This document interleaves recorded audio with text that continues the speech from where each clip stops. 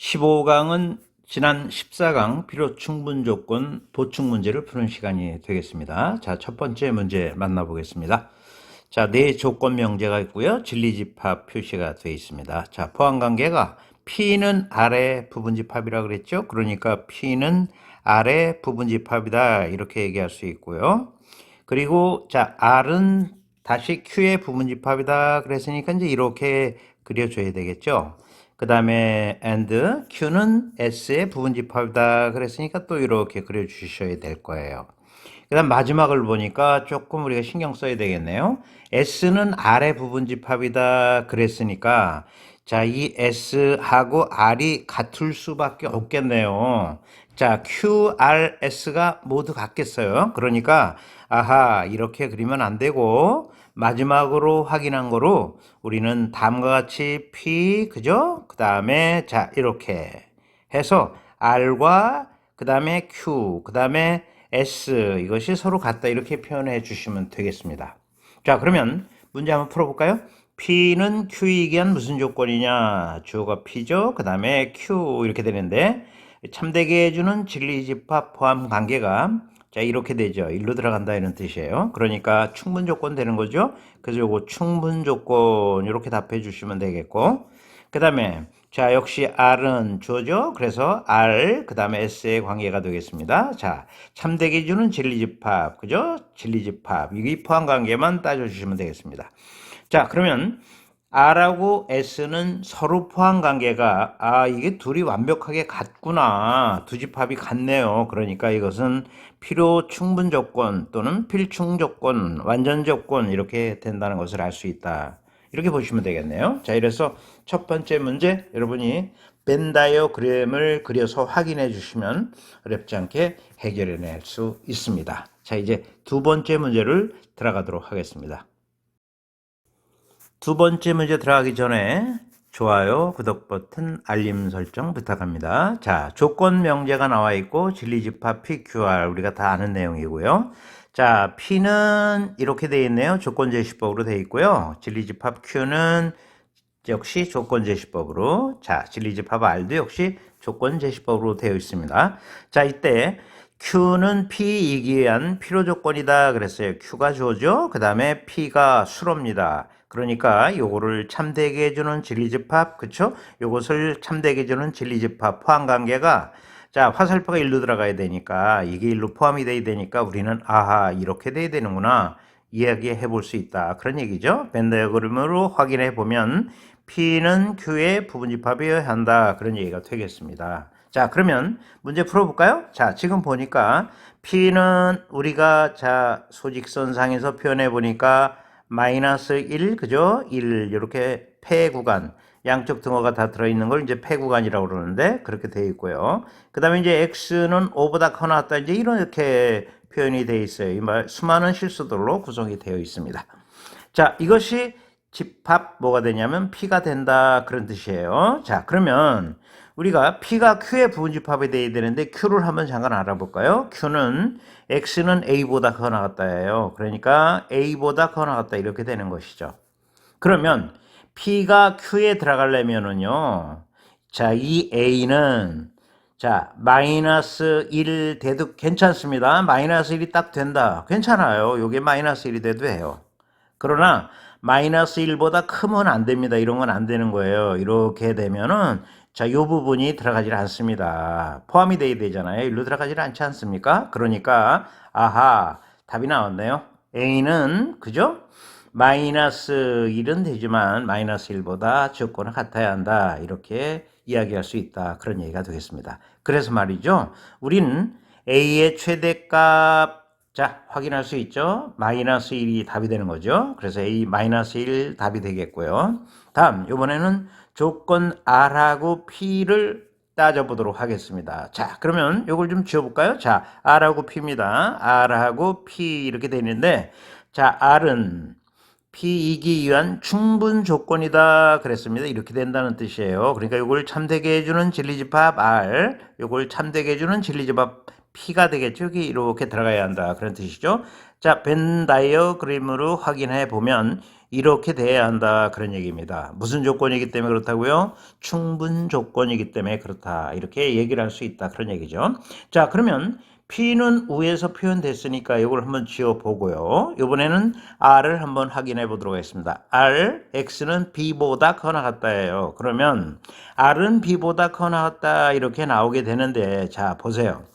이게 일로 들어가야 되는 겁니다. 그럼 여기 있으면 안 되겠죠. 그렇죠? 자, 들어갈 수가 없어요. 이 부분 때문에. 그렇죠? 이 부분은 집합피의 이 부분은 자, 존재하지 않거든요. 그러니까 우리는 끝났네. 자, 우리는 요거 한번 지워볼까요? 요거 지워서 적어도, 자, 보세요.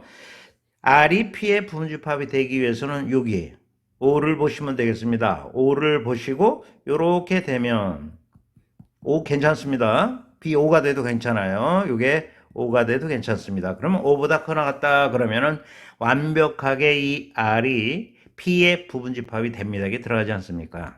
그렇죠? 그 다음에 뭐 이런 거 더더욱 좋고요. 그래서 우리는 아하 B 값은 자 5보다 커나 같으면 되겠구나 이렇게 우리가 얘기를 해볼 수 있겠다 그런 얘기죠. 그래서 B의 최소값은 얼마가 될까요? 5가 됨을 알 수 있다는 거죠. 그래서 B의 최소값 5, 그 다음에 A의 최대값은 마이너스 1이 된다. 이렇게 보시면 되겠습니다. 자, 이제 세 번째 문제로 건너가도록 하겠습니다. 세 번째 문제는 다음 명제가 쭉 나왔어요. 이렇게 1, 2, 3, 4, 5, 5개의 명제가 있는데, 자, 요거가 되기 위한, 그렇죠? 필요 조건이지만 충분 조건이 아닌 것을 찾아라. 이렇게 얘기를 했습니다. 그러니까 주어에 들어갈 부분이 이건지, 이건지, 이건지, 이건지, 이건지, 요거에 만족이 되도록 들어갈 수 있는 게 어느 건지 찾아달라. 그런 얘기입니다. 수로는 나와 있죠? 어떻게 나와 있을까요? 알파 마이너스 베타, 이것의 절대값은 알파 플러스 베타의 절대값이랑 같다. 이렇게 나와 있습니다. 자, 그러면 우리가 절대값의 성질에서 자 배웠으니까 절대값 A의 제곱은 A가 음량에 관계없습니다. 그냥 A제곱 해주시면 돼요. 그래서 절대값 A제곱 하면 바로 우리가 A제곱으로 바꿔 써주시면 되겠습니다. 자, 그러니까 이것은 다음과 같이 양변을 제곱해도 되지 않습니까? 자, 모티브가 자, 열리질 않으니까 이렇게 양변을 제곱해 보는 거예요. 이렇게. 그러니까 이것은 알파 마이너스 베타의 제곱 이렇게 되고, 그 다음에 이것은 알파 플러스 베타의 제곱 이렇게 될 거예요. 그러면 전개할까요? 알파 제곱 마이너스 2알파 베타 플러스 베타 제곱 이렇게 되고요. 그 다음에 알파 제곱 플러스 2알파 베타 플러스 베타 제곱 이렇게 되는군요. 그러면 알파 제곱 베타 제곱이 서로 없어지고, 결국은 자 이항을 하면 4알파 베타가 0이 된다. 즉 알파 베타는 0이다 이렇게 된다는 얘기예요. 그래서 말이죠. 이 수로 부분은 자 이렇게 주어졌던 명제가 말이죠. 이런 걸로 간단하게 바꿔 볼 수 있다 그런 얘기죠. 그래서 요 위에를 한번 지워 볼게요. 요걸 지우면은 수로 부분은 알파 베타가 0이다 그런 뜻이에요. 그러면 필요 조건이기는 하지만 충분 조건은 아니어야 되니까 자 이렇게만 들어가야 돼요. 이쪽으로 와서는 안 됩니다. 이건 안 되고요. 필요 조건만 돼야 되니까 자 수로가 주어 속으로 들어가면 돼요. 다시 이야기하면 자 이게 이것의 부분 집합이 돼 줘야 됩니다. 그럼 1번부터 한번 확인해 볼까요? 자 알파 베타가 1보다 적다예요. 알파 베타가 1보다 적다 그러면 1보다 적다 수많은 값들이 존재하겠죠. 자 알파 베타 0인 거 여기 있습니다. 여기 0인 거 있어요. 그래서 이게 1로 들어갑니다. 그러나 이게 이쪽으로 갈 수는 없죠. 그래서 1번에서 답이 그냥 완벽하게 나오네요. 그래서 우리는 2, 3, 4, 5까지 갈 필요가 없죠. 그래서 1번에서 답을 손쉽게 구해냈다 그런 얘기입니다. 자 이렇게 해서 우리가 필요 충분 조건 문제 또 확인을 했죠. 자 이제 마지막 필요 충분 조건 문제 하나 더 보고 자 이 시간 한번 또 정리를 한번 해보도록 하죠.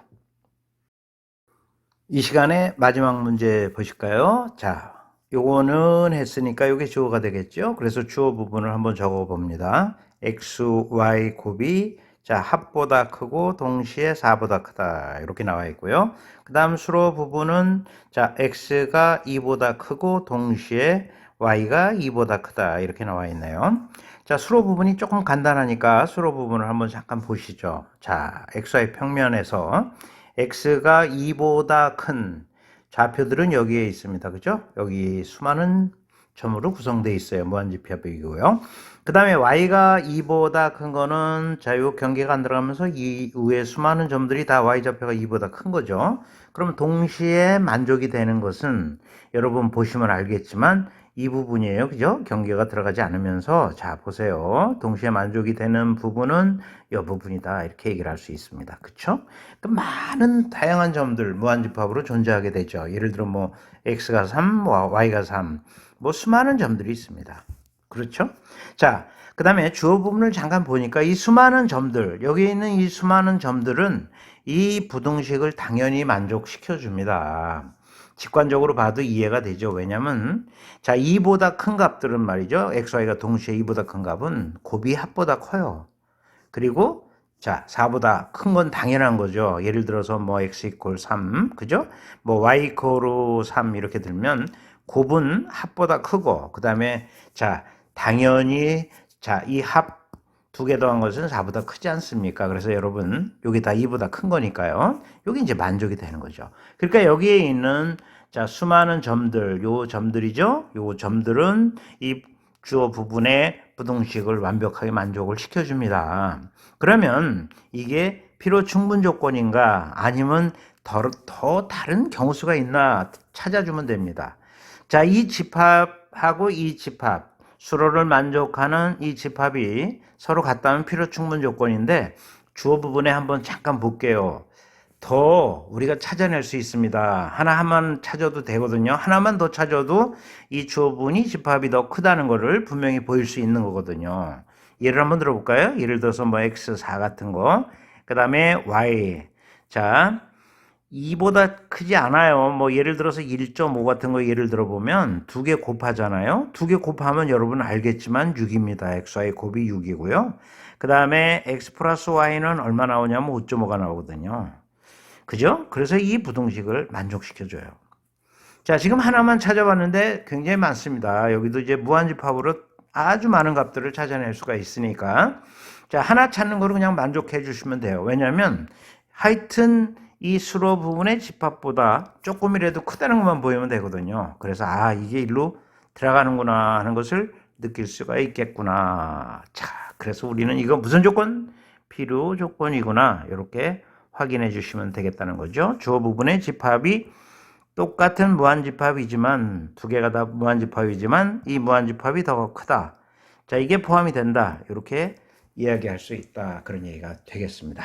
자, 이렇게 해서 자, 마지막 문제를 살펴봤는데요. 자, 이 시간에 필요 조건, 충분 조건 관련된 문제를 한번 풀어봤는데 자, 지난 시간에 이어서 이 시간 정리하면서 마무리 짓도록 하죠. 이 시간은 지난 시간에 필요 충분 조건을 배웠는데 문제가 조금 빈약한 것 같아서 보충하는 문제로 꾸며봤습니다. 자, 필요 충분 조건 문제가 나오면 어떻게 한다고 그랬죠? 주어와 수로를 구분해 놓으라 그랬습니다. 다시 한번 반복하는 거예요. 그래서 자, 주어 부분, 이 부분의 진리집합이 자, 수로분의 진리집합 속으로 이렇게 들어가면 부분집합이 되면 이때는 P는 Q에 의한 충분 조건이다. 이렇게 얘기를 했고요.